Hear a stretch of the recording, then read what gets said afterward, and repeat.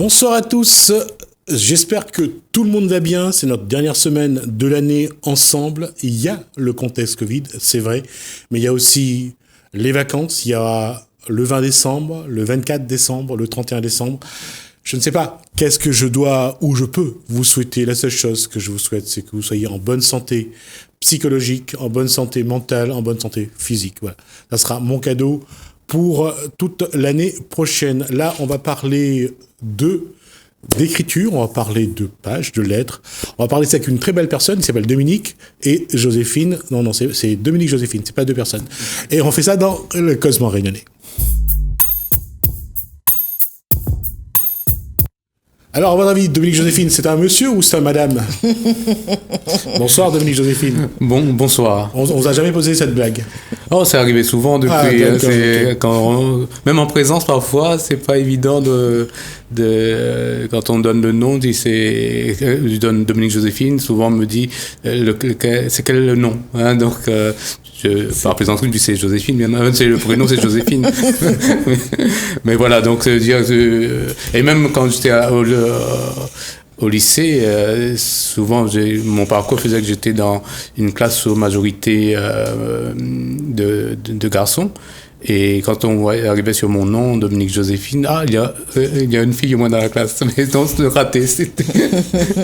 et le hasard, comme Dominique est un prénom asexué, oui, ça fait qu'on peut se poser également la question, c'est un garçon ou c'est une fille? Tout à fait, voilà, c'est ça. Mais Joséphine, c'est un prénom qui marque. Je ne sais pas pourquoi, mais je trouve que c'est un très beau nom, un très beau prénom. Ah, merci. Non, merci. C'est vrai. J'ai toujours gardé l'image. Là, c'est l'image d'une femme, hein, quand je parle de Joséphine. Je trouve qu'une femme qui s'appelle Joséphine, c'est une femme qui est magnifique. Ouais. Donc, c'est pour ça que je dis que Joséphine est un très beau prénom ou un très beau nom. On pense à l'impératrice, on pense à toutes ces choses-là aussi. Non, parce que quand on fait de la graphologie, quand on regarde le prénom de Joséphine, il y a tellement de choses dedans que c'est presque un rébus ou un poème. Quoi. Oui, ça pourrait être un rébus, c'est vrai. Ouais. Alors, on va quand même dire pourquoi il est venu. C'est pas pour qu'on parle de son prénom ou son nom. Non. C'était pour autre chose. Alors, voici son premier livre, Itinérance. D'accord, de l'errance au voyage. Alors, c'est votre première sortie de livre. Donc, déjà, le titre, hein, Itinérance, ça interpelle. Vous en parlez un petit peu dans le livre, hein, à la page 25, vous expliquez un petit peu. Alors, votre version sur ce titre? Itinérance, comme j'ai voulu le dire, c'est un chemin, mais un chemin qui va se tracer au fil des rencontres. Et au fil des rencontres, quand on parle de rencontres, c'est de personnes, mais c'est aux rencontres aussi avec... Quand je dis j'écris, c'est aussi avec des auteurs, des écrivains, le livre. Et avec aussi l'histoire dans laquelle nous sommes plongés. Oui. Donc l'itinérance va se dessiner, non pas comme quelque chose qui était inscrit avant, mais quelque chose qui va aussi s'inscrire dans le temps, le temps et l'espace. Et selon les rencontres où la personne progressivement va naître à elle-même, même si... Ce qu'elle va devenir, elle n'avait pas prévu, elle ne pouvait pas prévoir parce qu'il y a une avancée vers l'inconnu. C'est ce que j'essayais de dire, cet inconnu qui peut faire l'errance, peur. Oui, parce que vous expliquez longtemps l'errance. Il y a ce lien. La question, elle est beaucoup plus, je vais être beaucoup plus biographique ou autobiographique sur cette...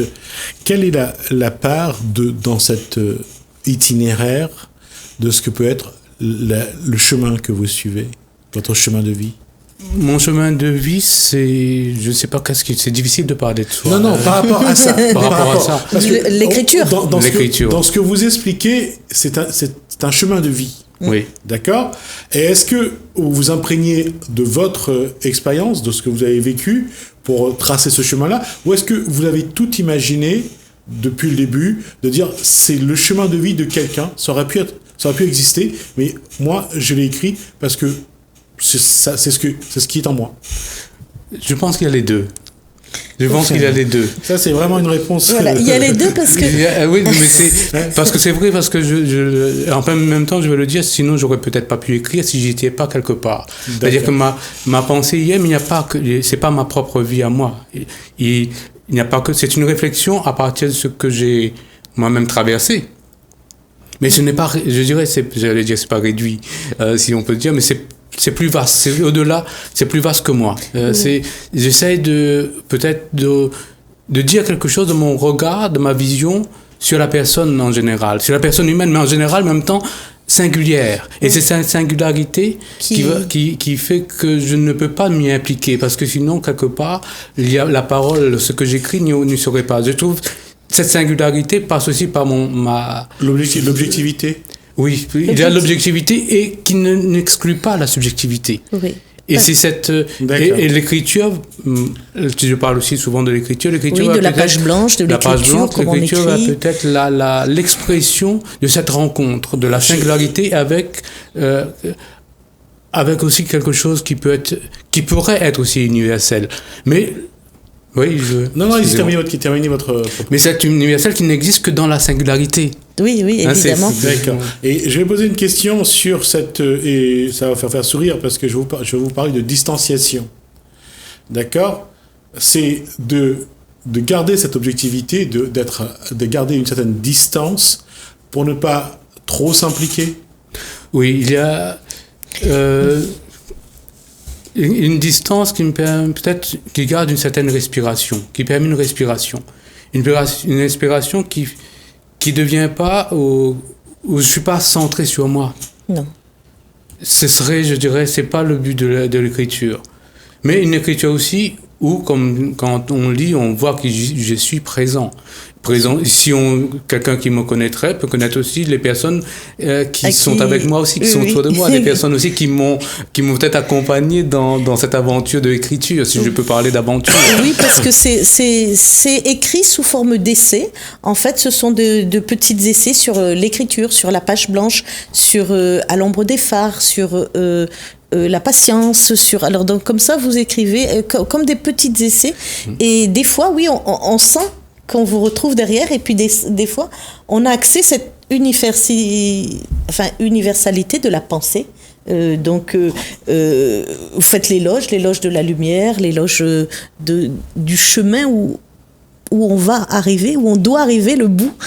C'est très personnel. Chose, par contre, est-ce que ça vous caractérise le fait que c'est votre vie, vous le regardez dans un miroir, mais vous ne voulez pas vous impliquer. Est-ce que ça vous caractérise ou pas ? Oui, je pense que c'est difficile. Je pense au lecteur après de voir, mais quelque part aussi je m'implique.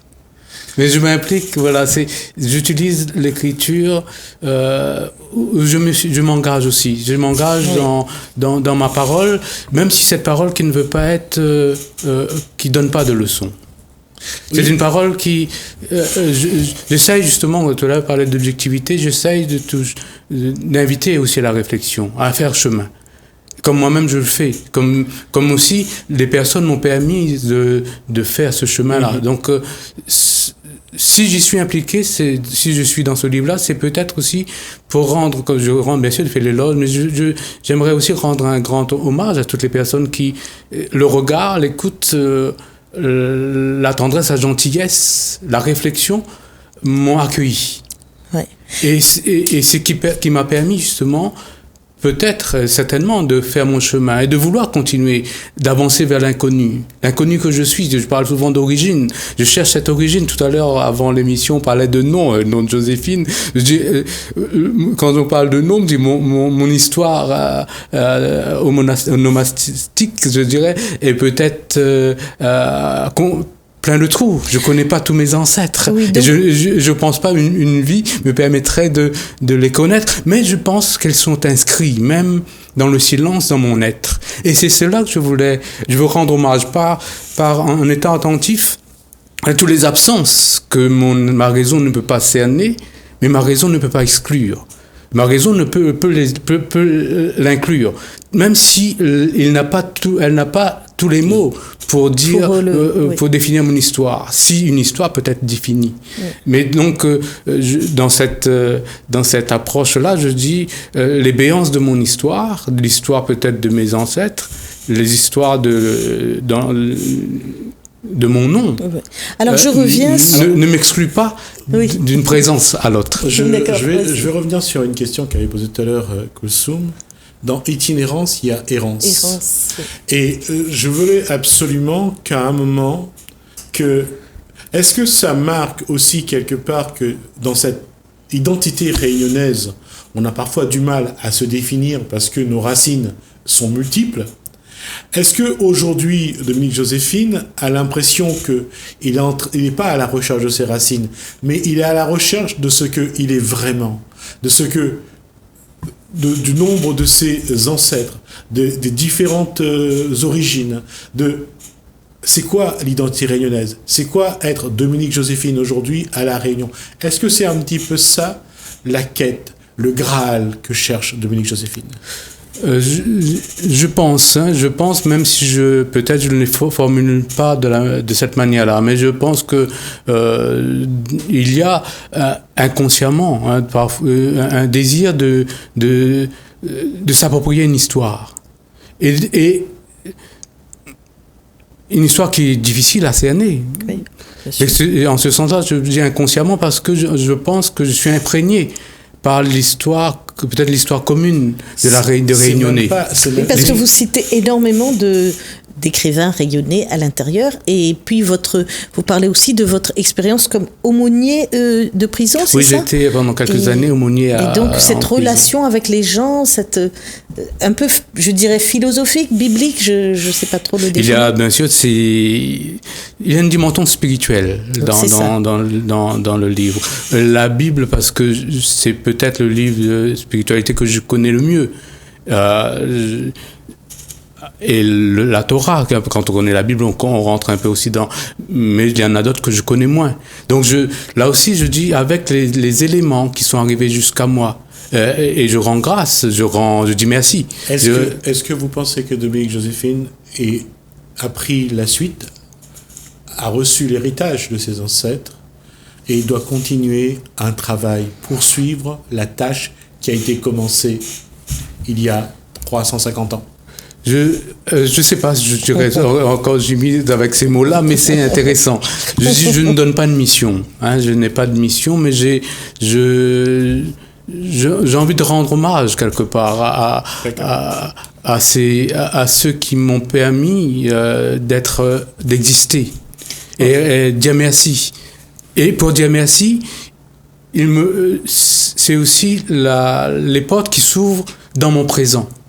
Parce qu'on peut ouvrir des portes dans le présent, c'est ce que je veux dire, être attentif à ouvrir des portes, à ouvrir des chemins et des sillons, sans pour autant faire à ma place, sans que moi aussi je fasse le chemin à la place de quelqu'un d'autre. Mais la présence à l'autre dans le présent, je parle souvent du présent, l'espace, l'ici, le maintenant, c'est aussi une des rencontres qui peuvent soit empêcher, soit donner une impulsion. Oui. Et bien sûr, il y a parfois des routes qui se ferment, mais je pense que la personne que nous sommes, quand nous avons assez reçu de nourriture qui nous fortifie, avec dans les obstacles, nous pouvons continuer à avancer. Et en ce sens-là, la recherche, je ne sais pas vers quoi j'avance. Mais je sais que ce que j'avance vers, je cherche à un plus grand, la grandeur de l'humanité. Et la grandeur de l'humanité, et je le dis quelque part, c'est aussi dans la possibilité de marquer, de tracer, d'arriver à des vis-à-vis. Et parce que je dis, il y a en moi quelque chose qui aspire à un vis-à-vis, ça veut dire aspire à la rencontre. Aspire à l'égalité. Et quand nous regardons l'histoire de notre pays, la Réunion, ça n'a pas toujours été comme ça. Pas seulement la Réunion. Les inégalités, elles existent toujours. Mais nous avons un travail peut-être à faire, à réduire ces inégalités pour permettre à ce que chacun, ici et maintenant, puisse donner le meilleur de lui-même. Oui. Et c'est ce que l'errance, qui peut parfois devenir chemin où on se perd. L'errance peut aussi être le signe, témoigner, être l'expression d'une liberté. D'une quête. Et d'une quête. Alors moi, je vais lire un passage là qui m'a vraiment marqué, l'ironie du quotidien. Donc vous parlez du quotidien, donc de cette quête, de cette errance. Et à un moment, vous dites, je roulais au rythme de mon cercueil tuné autour de mon nombril. Je niquerai la vie, les gyrophares, les sirènes, ces violences légalisées. C'est quand même fort de dire que ces jeunes roulent dans un cercueil tuiné et autour... Laissez-moi alors apprécier mon pacte avec la mort, être perfusé de dogmes des maîtres sans visage. C'est très fort. Moi, ça m'a... je me suis dit...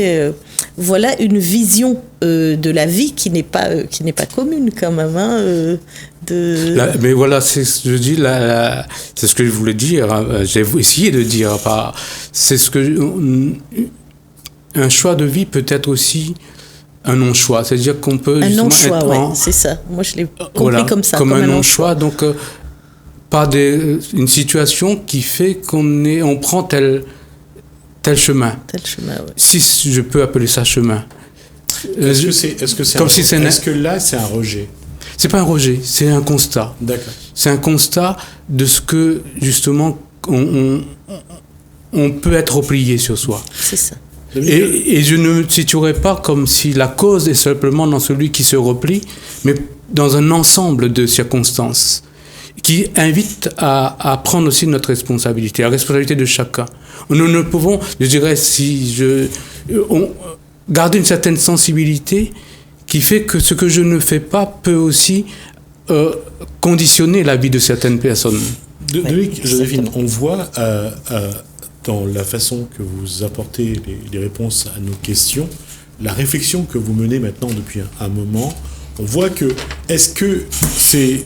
Cette question-là, je pense que si on la pose 9 fois sur 10, les réponses seront les mêmes. Mais je vous la pose à vous. Est-ce que Dominique Joséphine a peur de se tromper ? Non. Non, pas... Parce qu'il y a une prudence dans ce qu'il dit, mais il y a aussi une grande prudence dans son cheminement. À chaque pas, tout doit être contrôlé. Il faut que les choses soient au bon moment, au bon endroit, pour que ça soit bon, en tout cas, dans le regard de Dominique Joséphine. Et la marche en avant doit être vraiment maîtrisée. Ouais, qu'il y ait une maîtrise, mais qu'il y ait une attention, une écoute aussi de ce qui a été dit et de ce qui a été fait. C'est-à-dire que je ne peux pas, je me donne pas j'aimerais ne pas avancer sans me regarder ce que je fais.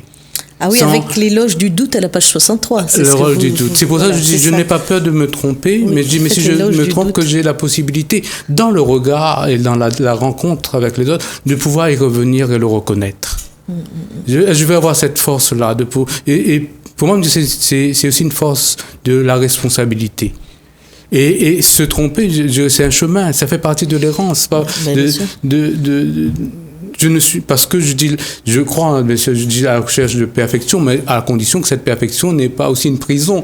S'il me demande de répondre, parce que je risque de stigmatiser où se trouve la perfection. Je crois que la perfection, c'est quand la personne est totalement elle-même dans le respect et la rencontre de l'autre. Et là aussi, je fais attention avec le mot respect.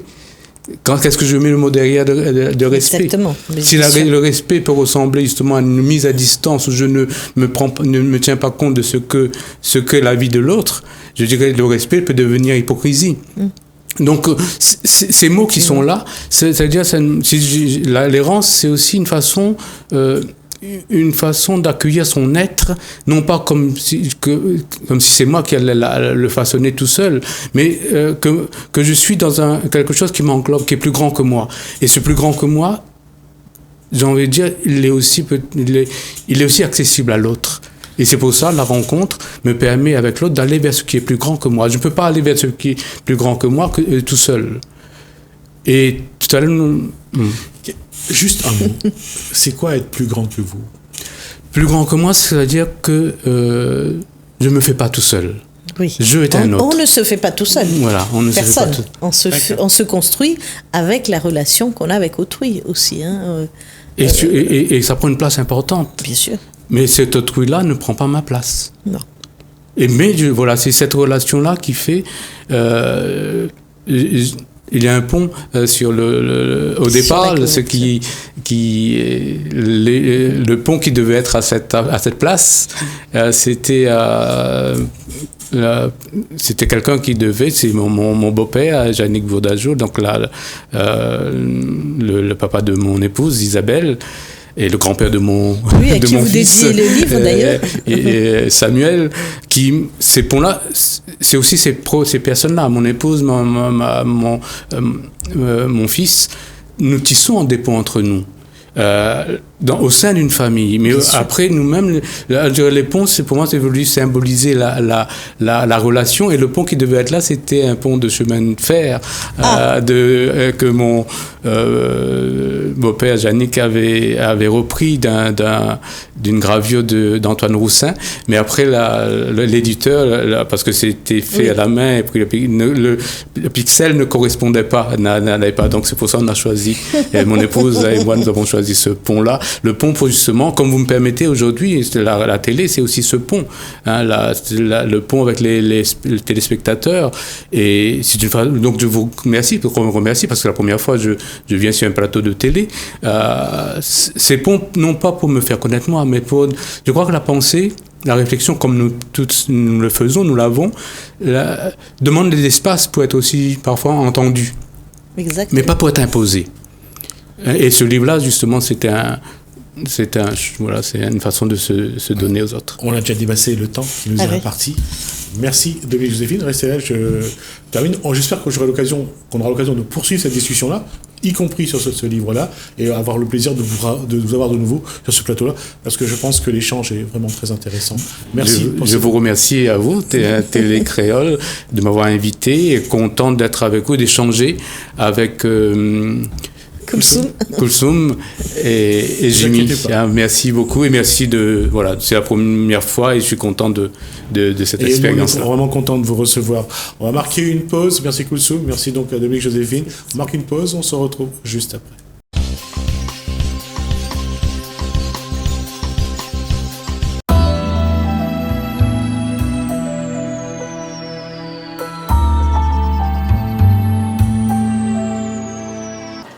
Comment vous est arrivé ce lien particulier avec la Vierge Marie ?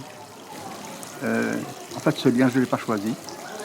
Voilà, tout simplement, je crois que le temps de Dieu n'est pas le nôtre, et son appel non plus. Je suis allé à Medjugorje suite à la maladie d'un de mes proches, et je suis revenu avec un autre esprit, avec une autre façon. Je n'ai jamais vu quelque chose d'extraordinaire à la façon humaine. Mais j'ai ressenti dans mon cœur une grande chose, une grande joie. Et lorsqu'on m'interroge et on me dit qu'est-ce que Dieu a apporté dans ta vie, et j'ai toujours cette même réponse, je dis Dieu a transformé mes jours ordinaires en jours extraordinaires. D'abord, à Medjugorje, quand vous êtes arrivé, qu'est-ce qui a déclenché cette émotion extraordinaire ? Medjugorje est une terre bénie. À Medjugorje, lorsqu'on y pose le pied, on se sent tout chose, on se sent déjà bien, on se sent comme si c'était notre maison. Et les choses s'installent dans notre cœur à notre insu. Il n'y a pas quelque chose d'extraordinaire. Et tous ceux qui ont fait l'expérience de Medjugorje sont d'accord avec moi, avec peut-être des mots différents, mais ils sont d'accord avec moi pour dire qu'à Medjugorje, chacun vit des choses d'une façon extraordinaire, et le Seigneur va toucher le cœur de quelqu'un là où c'est sensible, là où il est beaucoup plus réceptif. À partir du moment où vous avez été touché, vous avez ressenti, qu'est-ce qui s'est déclenché en vous ? Quelles sont les émotions qui se sont inscrits en vous, que vous avez ressenti tout au long de votre séjour à Medjugorje ? Alors c'est juste, quand je suis parti de là-bas, c'est juste que je voulais tellement partager mon expérience. Or, ce sont des choses qu'on ne peut pas partager. Une émotion, surtout lorsqu'elle est spirituelle, on ne peut pas le partager. Mais j'avais tellement envie que d'autres personnes voient ou vivent ce que j'ai vécu, que dès que je suis arrivé ici, je n'ai qu'un seul désir, c'est de rassembler des personnes, de leur dire, écoutez, venez voir par vous-même. Et j'ai ramené des personnes improbablement qui ne seraient jamais parties en pèlerinage, Et voilà, quelques personnes, 2 ou 3 ou 4, et tous les ans j'y allais, jusqu'au moment où j'en fais plus qu'un seul, j'en fais 2 par an, et c'est plus 10 personnes, c'est 50 personnes à chaque fois. D'après ce que vous dites, aujourd'hui, il y a en vous un besoin qu'on ne peut pas décrire, indescriptible, indicible, de vous retrouver à Medjugorje régulièrement. Comment vous expliquez ça? Oui, régulièrement, parce que je crois que Dieu a inscrit dans notre cœur, dans mon cœur, à moi en tout cas, quelque chose, une sorte de... comment on pourrait appeler ça? C'est une sorte de nostalgie du lieu. Nostalgie est peut-être le mot, où on se sent bien et puis on est toujours... Alors moi, dans ma position d'accompagnateur, évidemment c'est différent parce que j'ai toute la logistique à mettre en place et le bien-être des autres à aussi accompagner, mais je pense que ça aussi c'est une mission que le Seigneur m'a donnée parce que par nature, je ne suis pas comme ça. Par nature, je ne suis pas du tout de nature à être en avant et voilà.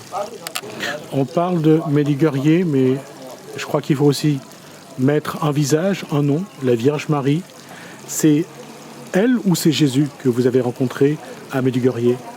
En fait, les deux sont indissociables parce que Marie ne parle jamais en son propre nom. Elle parle au nom de son Fils. Voilà. Elle parle au nom de son Fils. Elle dit qu'il faut aller à Jésus. La Vierge Marie ne met rien sans Jésus. Voilà, il faut bien l'avoir compris. Et tous les messages de Marie à Medjugorje nous mènent à Jésus.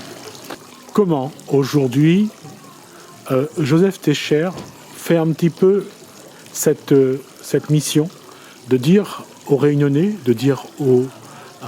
qu'il rencontre qu'il faut aller vers Jésus? Ben, je pense qu'il ne faut pas le dire. Voilà. Dans mon préambule, tout à l'heure, j'ai dit que l'amour ne se dit pas, il se vit. Et donner envie à quelqu'un de pèleriner ou de faire dessus le chemin qu'on suit, et surtout un état d'être qui donne à l'autre envie de le faire ou pas envie de le dire, ça ne sert pas à grand chose parce que la parole n'est pas grand chose s'il n'y a pas derrière le moteur et tout ce qui remplit la parole. La puissance de l'émotion, de l'amour, de la tendresse, etc. La puissance de l'amour, de l'émotion, de la tendresse, ouais. C'est ce qu'a apporté Monseigneur Aubry en étant aujourd'hui lors de cet échange ici à la Bretagne avec vous. C'est sûr. La présence de Monseigneur a été improbable parce que je ne connaissais pas Monseigneur, parce que les raisons pour lesquelles il a dû venir ne me semblaient pas impérieuses, voilà, tout simplement. Et il est venu, et ça a été une grande bénédiction pour nous, parce qu'il nous a montré une facette de Monseigneur que nous ne connaissions pas. Nous, on connaît Monseigneur, le pasteur des chrétiens, dans sa fonction d'église, mais on ne connaît pas le Monseigneur dans sa fonction d'être ce poète. Qui vit très intensément sa poésie et voilà, il est passionné de poésie, Monseigneur. Et je pense que c'est un peu pour ça qu'il est venu chez nous cet après-midi. La présence de Monseigneur Aubry chez vous, la construction d'un mausolée en quelques mois dans votre cour, qu'est-ce que Joseph Técher essaye d'inscrire dans sa vie, dans sa cour, dans sa maison, dans son cœur? Qu'est-ce qu'il essaye de dire à lui-même et aux autres? Rien. Je pense que je n'essaye pas de me dire quelque chose. Je vis l'instant présent. Et l'instant présent me commande de vivre intensément le moment que le Seigneur nous donne. Par exemple, là, situation sanitaire que nous vivons, je le vis très mal parce que je le vis très mal tout simplement parce que j'ai l'impression qu'on nous vole quelque chose et qu'on nous vole notre présent, notre moment. Et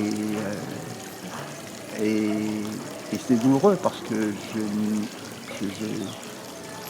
je Je n'envisage pas de vivre sans relation, sans pouvoir aimer et montrer aux autres qu'on les aime, sans pouvoir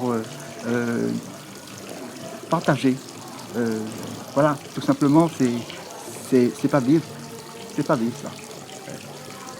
Qu'est-ce que Joseph Técher a encore à accomplir sur cette terre avant de rejoindre Dieu?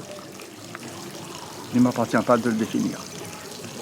Il ne m'appartient pas à moi de répondre à ce que j'aurai à faire. Je ferai tout ce que j'aurai à faire si Dieu me donne encore la possibilité de faire des choses. Voilà, j'ai 81 ans et je peux encore faire pas mal de choses. Mais il aurait pu s'agir que je ne puisse pas le faire, que je sois malade ou que je n'ai pas la force, la capacité de le faire. Voilà, il ne m'appartient pas, et ça n'a jamais été par mérite, il ne m'appartient pas de définir ce que je ferai demain. Je ferai demain ce que Dieu me permettra de faire, et selon sa volonté.